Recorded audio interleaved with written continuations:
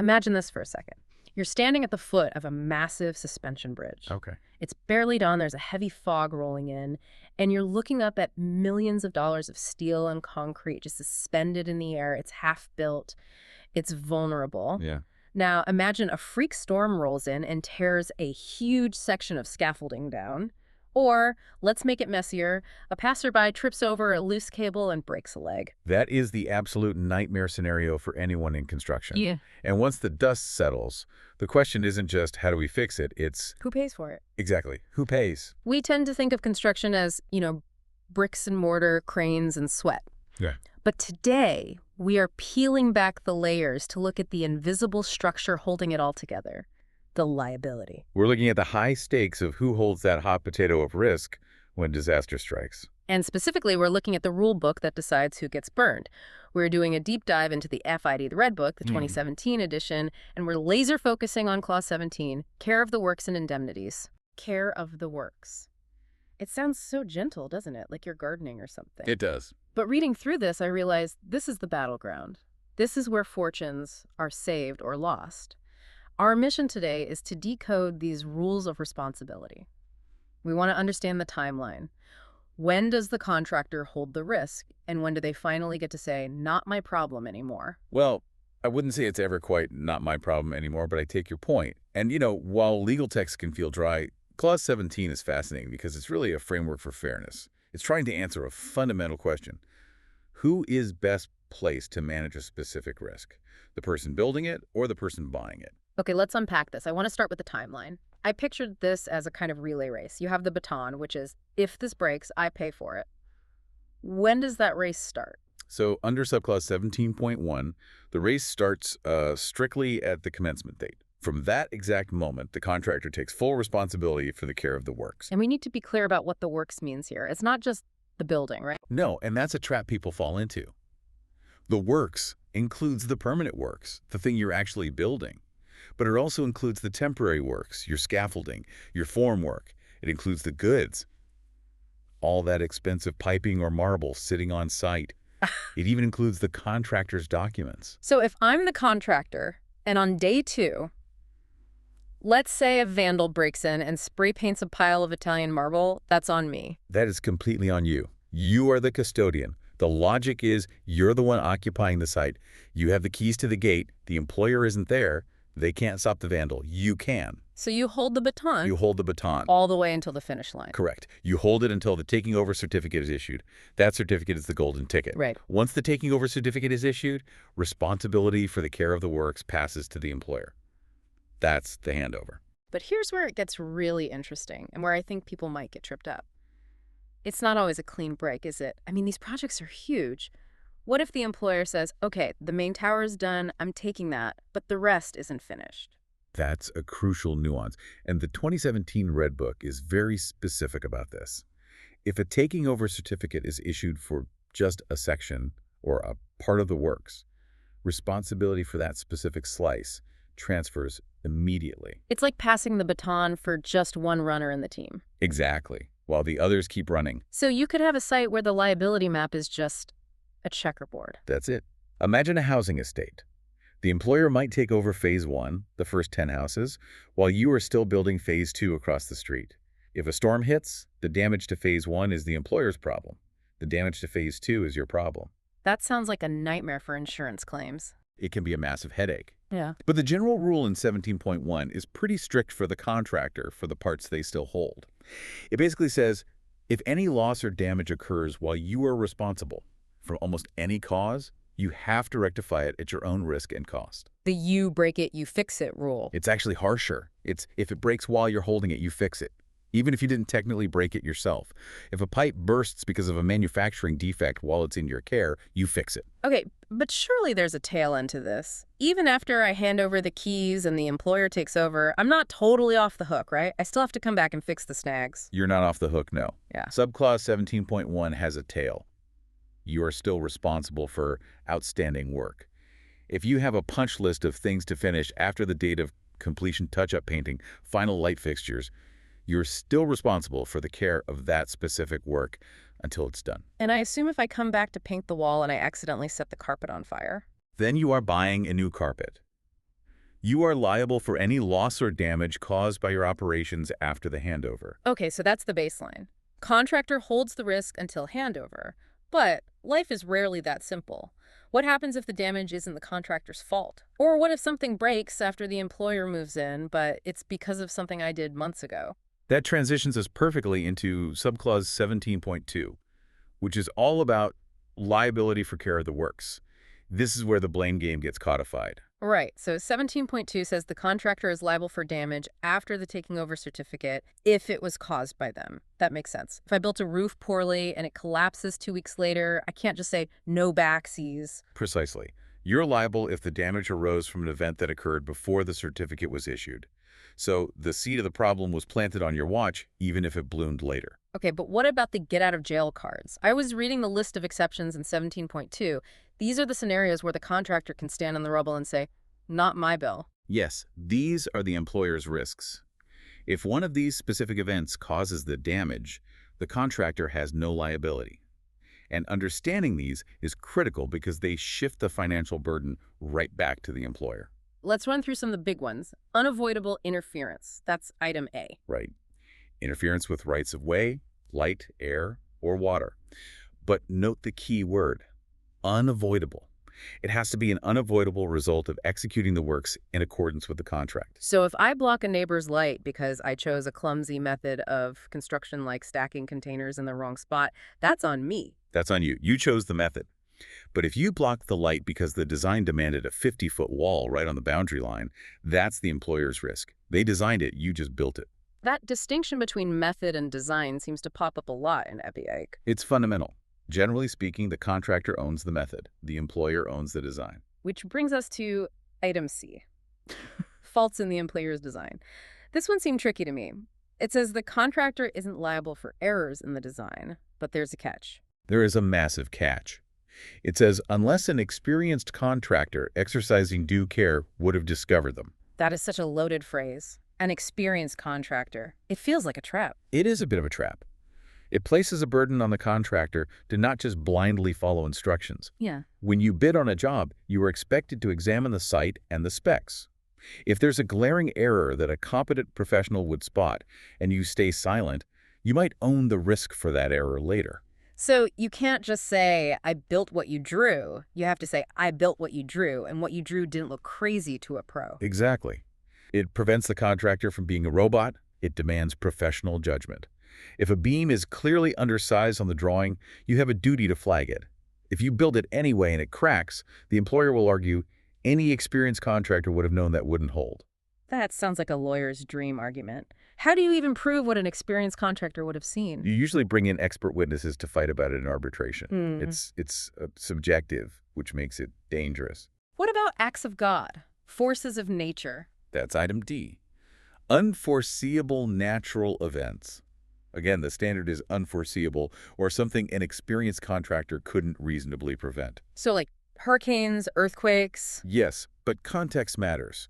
If you are building in a known flood zone during rainy season and you don't put up sandbags, you can claim force of nature for a generic rainstorm. An experienced contractor would have foreseen that. But a tsunami in a non-coastal area, that's unforeseeable. Right. So let's say one of these accepted risks happens. A rebellion breaks out. That's under 17.2e.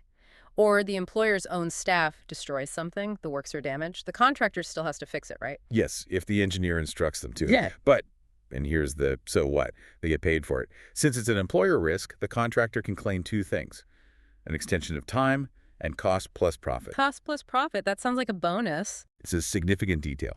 Sometimes in contracts for certain events, you just get your costs back, you break even. Here, because it's a risk allocated entirely to the employer, the contractor is treated as if they're doing a variation, new work. They get to make a margin on fixing the mess. So a disaster becomes a profitable line item. Not that anyone wants it, but it protects the bottom line. Exactly. It keeps the commercial balance fair. Okay, moving on from physical damage.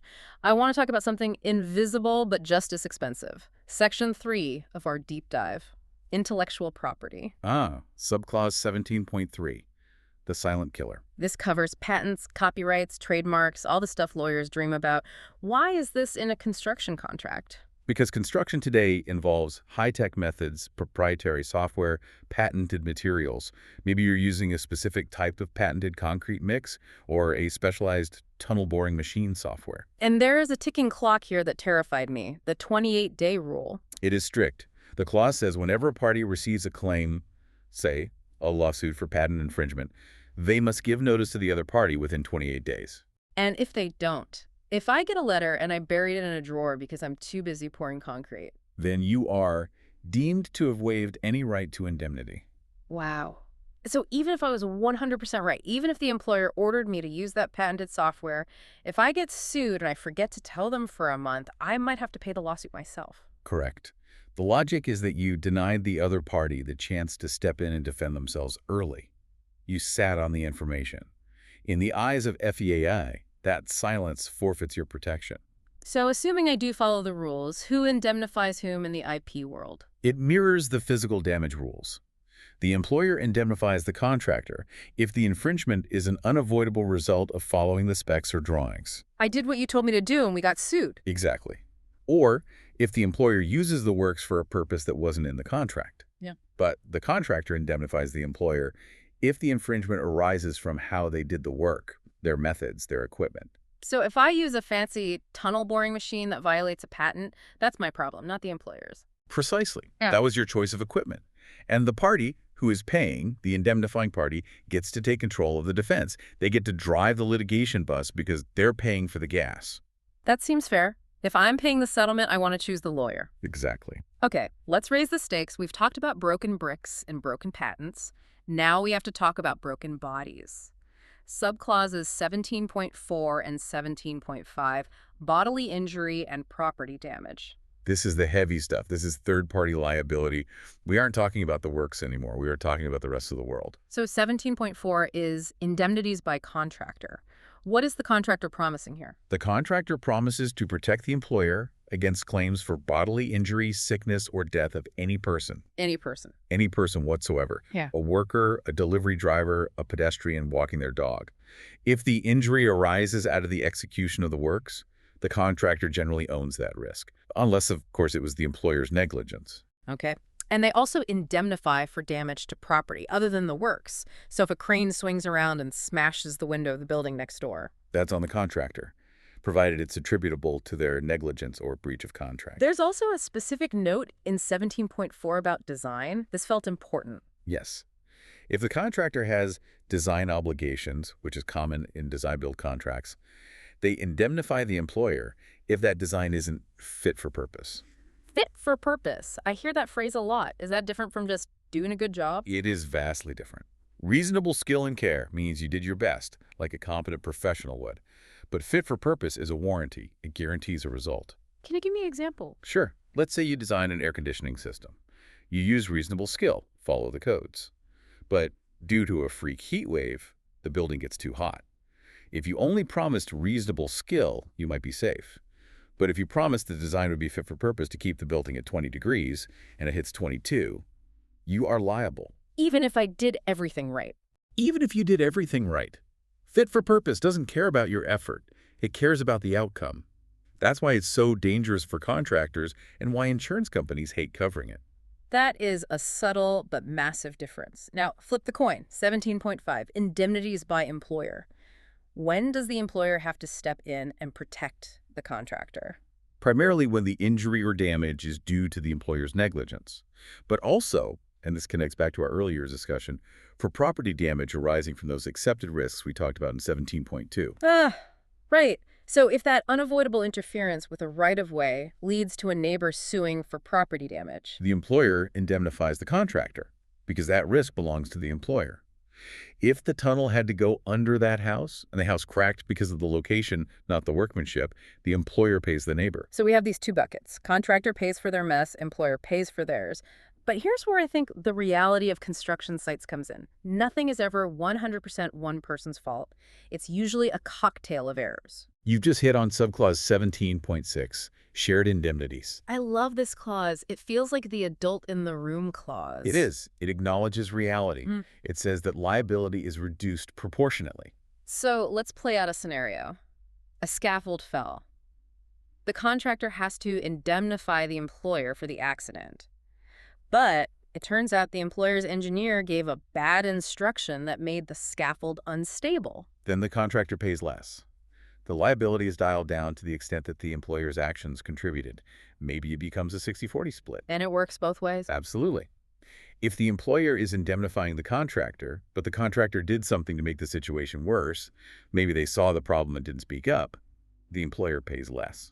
Why is this so important, aside from just being fair? It's crucial because it encourages mitigation. If liability was binary all or nothing, you might be tempted to just let a problem get worse so you can blame the other guy entirely. You'd want to prove he was 100% their fault. But with proportional liability, everyone has an incentive to stop the bleeding because they might end up paying for a slice of it anyway. That is a really good point. It keeps everyone honest. It stops people from playing chicken with a disaster. It tries to, at least. So we've made it through the gauntlet of Clause 17. We went from the relay race of custody in 17.1 to the specific exceptions in 17.2, the scary 28-day rule, and the heavy indemnities for injury. When you step back from the legalese, you see the architecture of it. It's trying to place risk with the party who can control it. The contractor controls the site, so they hold the risk of the works. The employer controls the design, so they hold the risk of design specs. It really transforms a chaotic construction site into this structured legal environment where every accident, every cracked beam, every lawsuit potentially has a pre-assigned price tag. That's the goal, certainty. In an industry as uncertain as construction, FAG is trying to sell certainty. It lets companies price the risk before they even dig the first hole. I want to leave our listeners with one final thought that stuck with me. We talked about that experienced contractor test in 17.2c, the idea that a contractor is liable for design errors they should have spotted. It's one of the most litigated phrases in construction law for a reason. It makes me think that in the world of FIDIA, competence isn't just about building walls or pouring concrete. It's almost about fortune-telling.